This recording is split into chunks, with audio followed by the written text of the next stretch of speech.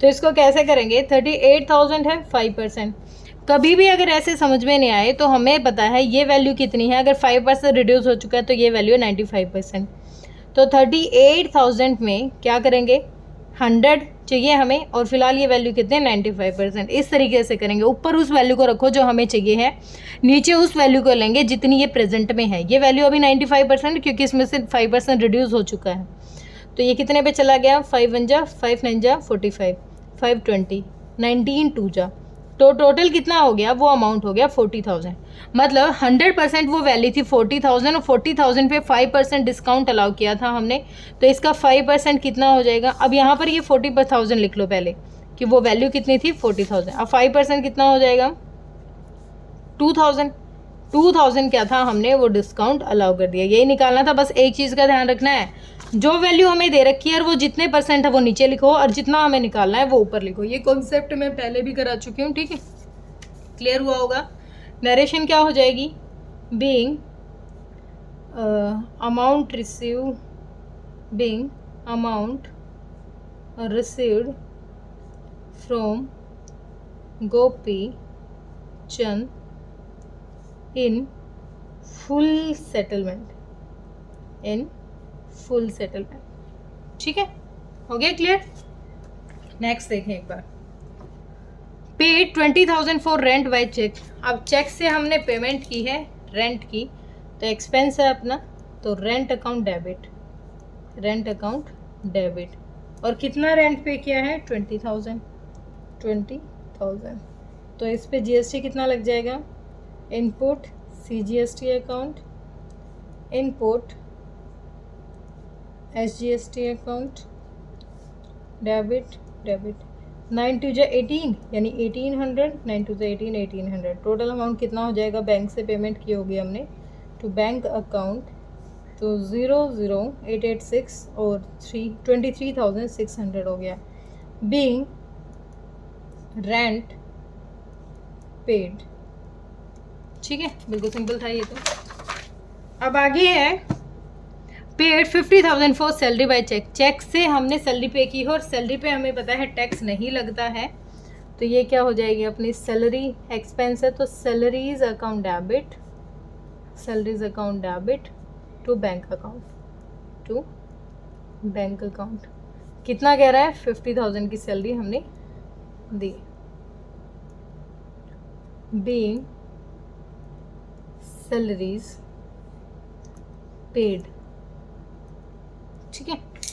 Next है, goods worth 10,000 distributed as free sample. 10,000 के free sampling में बेच दिए, तो अब परचेज पे काम होगा, खरीद के लाए थे और वो बेचे नहीं हमने, वो फ्री सैम्पलिंग कर दी। तो क्या हो जाएगा, एडवर्टाइजमेंट के थ्रू कह रहा है ना ये, नहीं एडवर्टाइजमेंट नहीं, डायरेक्ट ही कह रहा है। तो क्या हो जाएगा, फ्री सैंपल्स अकाउंट डेबिट, ठीक है, टू परचेजेस के अगेंस्ट ही तो है, टू परचेज अकाउंट। जो सामान खरीद के लाए थे वो बिका नहीं है, इसका एडवर्टाइजमेंट कर दिया। कितने की कह रहा है 10,000, और इस 10,000 पर जीएसटी कितना लगा होगा उस टाइम, खत्म करेंगे अब उसको। Input CGST account to input SGST account. देखो बेटा ये क्या कहना चाहता है, ये कहना चाहता है कि जो हम गुड्स खरीद के लाए थे पहले, उसी में से हमने क्या फ्री सैंपल दे दिए, तो उस टाइम हमने उस पर जीएसटी पे किया था, तो अब वो हम कहीं से रिसीव तो कर नहीं पा रहे, इसलिए उस अमाउंट को यहाँ ख़त्म कर लेंगे।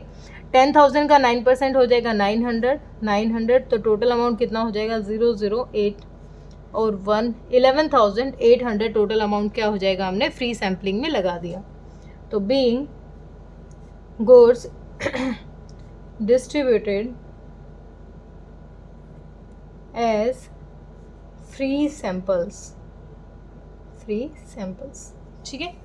नेक्स्ट है 5,000 due from Chandrakant are bad debts. अब हमारे लिए नुकसान हो गया, हमें चंद्रकांत से पैसा मिलना था और मिला नहीं, वो हमारी क्या हो गई हैं, बैड डेट्स हो गई हैं। तो बैड डेट्स पे भी किसी भी तरीके का हमारा कुछ लगता नहीं है, तो सिंपली हमारा एक्सपेंस है बैड डेट्स अकाउंट डेबिट।